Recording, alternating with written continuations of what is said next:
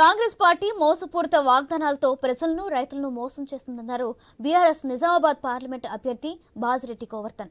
రైతులకు ఇస్తామన్న బోనస్ మద్దతు ధర ఊసేలేదని నిజామాబాద్ ధర్నా చౌక్ లో బీఆర్ఎస్ నాయకులు ఆందోళనకు దిగారు.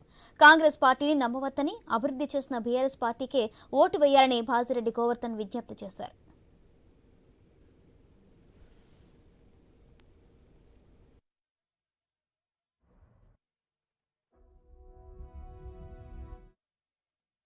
లేని కరువు ఇప్పుడు ఎందుకు వస్తుంది? కొన్ని గత సంవత్సరం వర్షం పడే కరువు ఏర్పడుతుంది.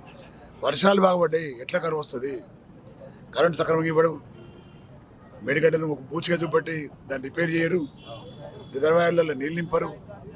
ఇవేమి చేయకుండా పొద్దస్తమానం ఫోన్ ట్యాపింగ్ అనో మేడిగడ్డనో అవినీతినో మాట్లాడడం తప్పితే రైతుల గురించో ప్రజల గురించో మేము ఇచ్చిన హామీల సంగతి ఏంది అని ఇవేమి మాట్లాడకుండా అసెంబ్లీ ఎన్నికల్లో మోసం చేసి గెలిచిండ్రు.